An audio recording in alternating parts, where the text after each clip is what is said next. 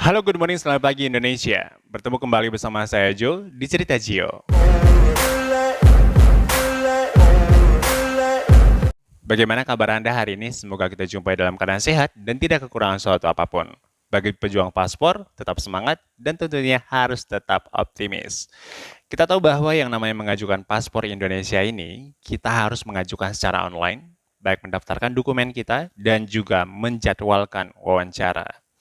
Nah, banyak sekali teman-teman yang menginformasikan bahwa mereka memiliki kendala saat yang namanya mengajukan M-Paspor ini sendiri. Beberapa kendala itu diantaranya seperti emailnya valid dan email tersuspend dan identitas tidak valid, NIK tidak sesuai, dan juga kantor imigrasi terdekat tidak muncul.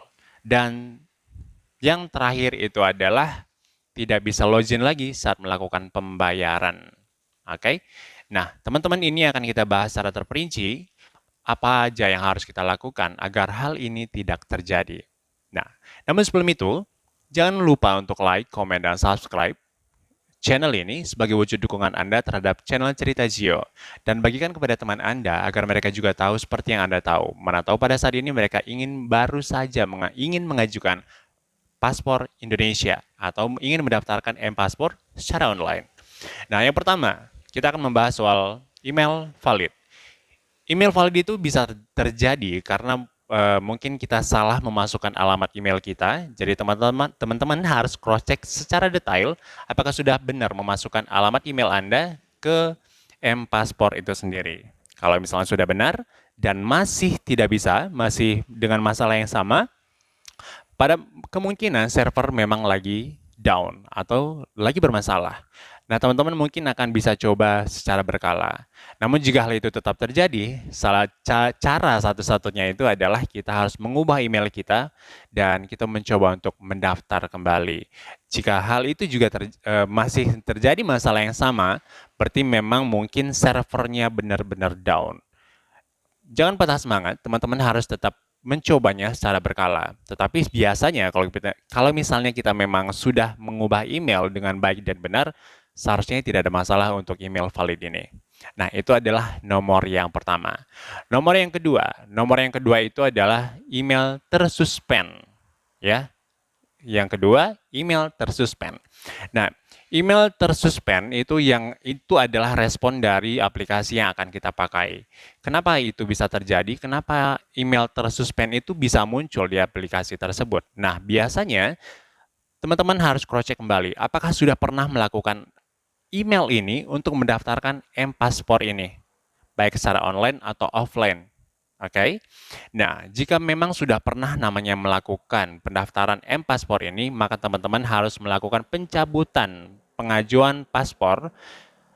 Tempatnya di mana? Ya, tempat di mana teman-teman waktu pertama kali dulu mengajukan, datang ke kantor keimigrasian tersebut dan melakukan pencabutan pengajuan. Dan teman-teman bisa mengajukan kembali secara online untuk pendaftarannya setelah melakukan pencabutan pengajuan paspor barunya. Oke? Dan masalah yang kedua, email tersuspend itu juga bisa terjadi jika teman-teman memiliki email dan email Anda itu ditangguhkan oleh pihak Google. Pihak Google dapat menangguhkan email Anda mungkin karena ada hal-hal tertentu, ya, sehingga email Anda ditangguhkan oleh pihak Google. Namun email yang ditangguhkan itu bisa dikembalikan. Namun teman-teman untuk caranya untuk email Anda biar ditangguhkan bisa dipakai kembali, diaktifkan kembali, coba cross-check di Google bagaimana caranya untuk mengembalikan email yang ditangguhkan. Oke, dan kita masuk ke daftar yang ketiga. Daftar yang ketiga itu adalah identitas tidak valid. Nah, identitas tidak valid itu biasanya bermasalah di tanggal lahir dan bulan dan juga tahun. Itu yang biasa menjadi masalah. Nah, solusinya adalah bagaimana? Jika teman-teman yang namanya mengalami hal demikian, informasi dari Subkoordinator Humas Dijen Imigrasi, hal ini memang bisa terjadi karena adanya perbedaan data antara data teman-teman real yang ada di KTP dan di Dinas Kependudukan itu berbeda. Ya, kita tidak tahu salahnya apakah salah dalam pengetikan atau seperti apa, kita tidak tahu. Contoh semisal begini, tanggal lahir sebenarnya teman-teman itu adalah misalnya tanggal 1 Januari. Namun, kalau misalnya di Dinas Kependudukan tercatat itu adalah 11 Januari. Oke, nah itu artinya bahwa ketidaksamaan data antara data yang teman-teman pegang, seperti misalnya KTP dan Dinas Kependudukan di sana catatannya tidak sama. Nah, itu mengakibatkan namanya saat kita memasukkan di aplikasi M-Paspor ini, maka itu akan ditolak.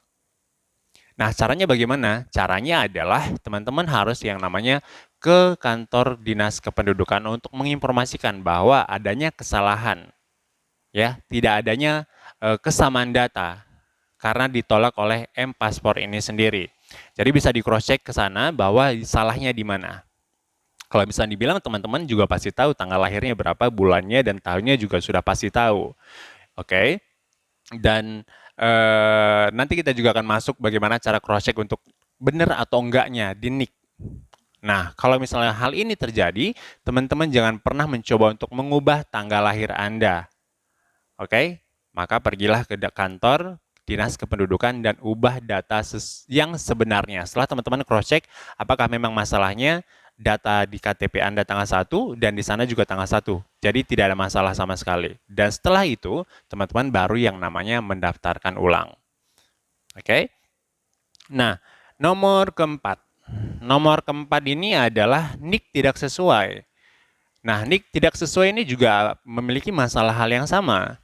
Ya, masalah yang sama. Artinya bahwa bukan berarti tidak mungkin NIK ini menjadi masalah karena tidak sesuai di antara angka. Oke, pertama kita harus tahu bahwa NIK itu yang di atas KTP kita, teman-teman bisa tahu itu jumlahnya adalah 16. Oke, 16. Nah, yang perlu teman-teman perhatikan itu adalah digitnya. Digit 7 sampai 12, ya, teman-teman bisa lihat digit 7 sampai dengan 12 itu adalah tanggal lahir Anda, bulan lahir Anda, dan tahun lahir Anda. Nah, setelah melihat digit 7 dan sampai 12, maka teman-teman sesuaikan dengan tanggal lahir Anda. Sesuai tidak nomor NIK yang di atas dan tanggal lahir yang di bawah. Paham ya? Saya ulang kembali, boleh? Oke. NIK itu adalah angkanya 16, oke? Yang paling penting teman-teman lihat itu adalah digit nomor 7 sampai ke 12, itu adalah yang menerangkan bahwa tanggal lahir Anda, bulan lahir Anda, dan tahun lahirnya. Setelah melihat digit 7 sampai 12 itu, maka teman-teman kembali lagi ke tanggal lahir yang ada di KTP Anda sesuai atau tidak dengan tanggal yang di atas. Sesuaiin. Sama nggak? Kalau misalnya memang ada perbedaan, berarti memang harus diubah ke Dinas Kependudukan. Oke? Dan yang kelima. Yang kelima itu adalah kantor imigrasi terdekat tidak muncul. Nah, saat kita mengajukan dan sudah masuk semuanya, kita akan mencari kantor imigrasi di mana yang paling dekat dengan kita. Namun, kantor imigrasi saat kita memasukkan semuanya, kantor imigrasi yang muncul itu jauh-jauh. Padahal dari tempat tinggal kita itu ada kantor imigrasi yang dekat semisalnya. Kenapa itu bisa terjadi? Nah, teman-teman, saat yang namanya mengajukan, memilih paspor apa yang teman-teman akan pilih, ya, itu di situ mungkin akan ada muncul beberapa paspor, ya. Jangan pernah yang namanya memilih paspor polikarbonat. Oke, jangan memilih paspor polikarbonat. Jika teman-teman mengklik paspor polikarbonat ini, maka yang muncul adalah kantor imigrasi yang menyediakan paspor polikarbonat. Jadi, belum semua kantor imigrasi yang ada di Indonesia ini memiliki pelayanan untuk menerbitkan paspor polikarbonat. Oke, jadi dipastikan kembali bahwa saat akan memilih paspor, pilihlah paspor biasa atau e-paspor. Nah, kalau misalnya M-paspor dan paspor biasa, semua kantor keimigrasian di Indonesia itu dapat menerbitkan. Nah, jadi salahnya adalah di situ saat akan memilih paspor, teman-teman memilih paspor polikarbonat, sehingga yang muncul itu adalah kantor keimigrasian yang jauh mungkin ya, yang memiliki pelayanan untuk menerbitkan paspor polikarbonatnya. Sampai sini paham ya? Jadi teman-teman harus lebih teliti dan berhati-hati saat akan memilih paspor mana yang akan Anda ajukan.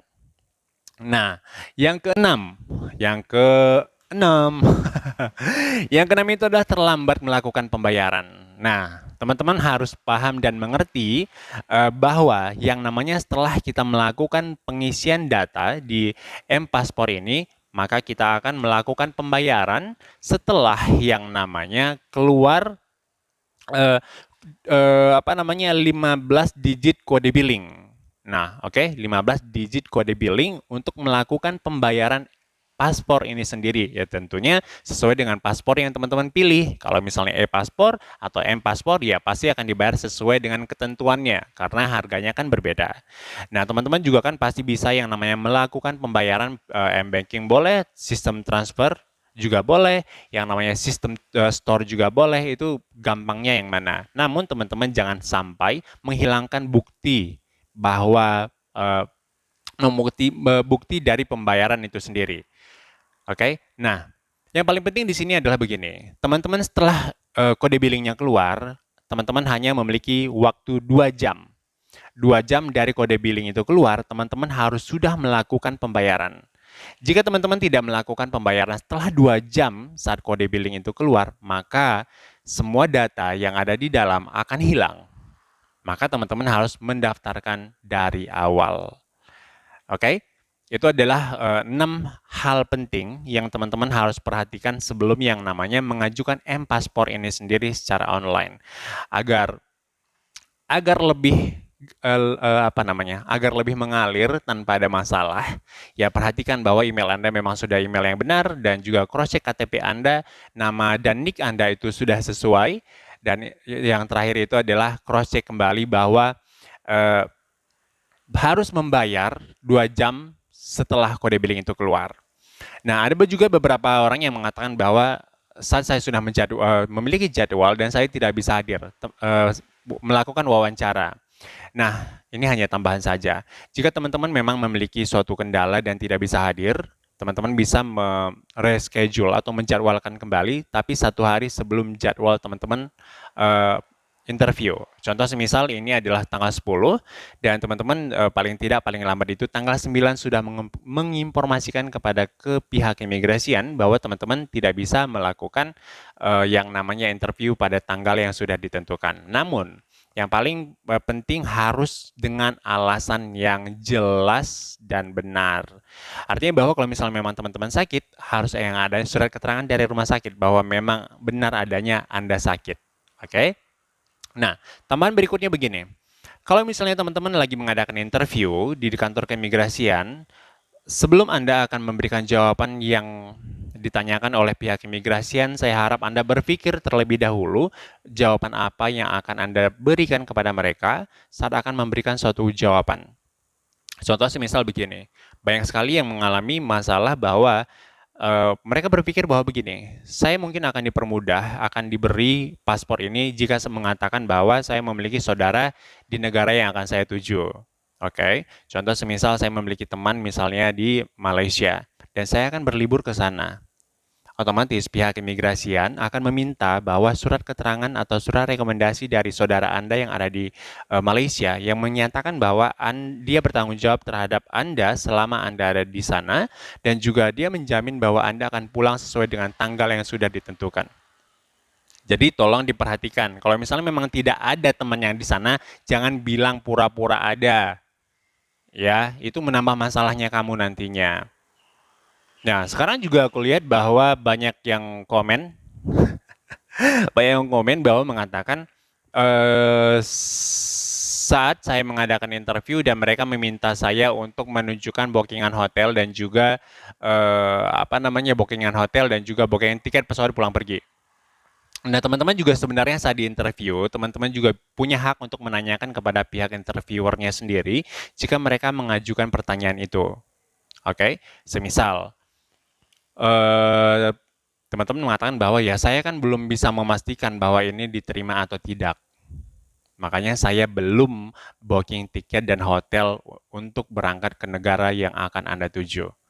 Ya, tapi tentunya Anda menginformasikan itu dengan etika yang baik. Jangan yang pernah namanya mengandalkan emosi Anda akan saat interview, oke? Karena itu bisa mengakibatkan fatal untuk Anda nantinya. Dan yang kedua, Yang berikutnya, bukan yang kedua.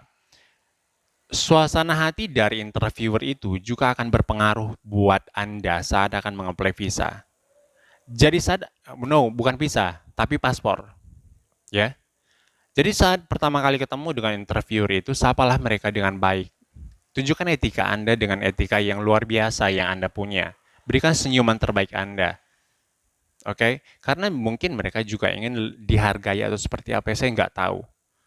Gitu. Tetapi ada yang mengatakan bahwa ada memiliki pengalaman saat dia melakukan interview dan interviewer itu seolah-olah menyepelekan dia. Saya tidak tahu kenapa teman kita itu bisa beranggapan demikian.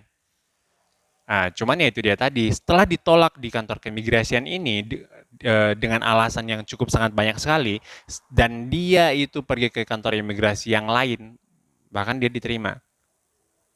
Gitu. Jadi interviewer itu juga akan terkadang berpengaruh bagaimana situasi hatinya. Namun kuncinya adalah kamu. Kuncinya adalah kamu, bagaimana kamu bisa masuk ke dalam dan bisa menguasai dia, si interviewer itu, dan tunjukkan bahwa kamu memang adalah orang yang bisa membuat dia merasa nyaman dan buat dia itu merasa percaya kepada kamu bahwa kamu memang tujuan pergi ke sana itu adalah untuk hanya berlibur. Dan saya akan kembali. Ya, jadi mungkin lebih hati-hati lagi aja saat akan memberikan jawaban. Saat akan memberi jawaban kepada interviewer itu. Karena sekarang saya lihat memang semakin susah ya. Karena mungkin karena banyaknya imigran gelap Indonesia yang bekerja di luar negeri, sehingga mengakibatkan pihak imigrasian semakin selektif dalam memilih mana yang akan diterbitkan atau tidak. Oke, semoga teman-teman bisa paham dengan apa yang aku informasikan ini, dan sekali lagi, apa yang saya sampaikan ini adalah analisa saya atau pengetahuan saya yang saya cari dari berbagai sumber. Jika memang pada dasarnya teman-teman merasa bahwa apa yang saya katakan itu kurang tepat atau kurang benar sesuai dengan yang Anda mau, silahkan komen. Namun, saat akan Anda masuk ke dalam lapak ini, silahkan tunjukkan etika Anda bagaimana dengan berkomentar yang baik dan benar. Jika Anda memberikan komentar yang baik dan benar, otomatis kita akan merespon dengan baik dan benar juga. Ya, mari bangun channel ini bersama-sama. Jika memang teman-teman memiliki pengetahuan yang lebih, maka silahkan share ke kita. Karena mungkin banyak teman-teman yang butuh masukan, dan mungkin teman-teman juga sudah memiliki pengetahuan yang lebih dibanding kita, ya silahkan berbagi. Namun jangan pernah ngejudge orang bahwa jika tidak sesuai dengan yang Anda harapkan.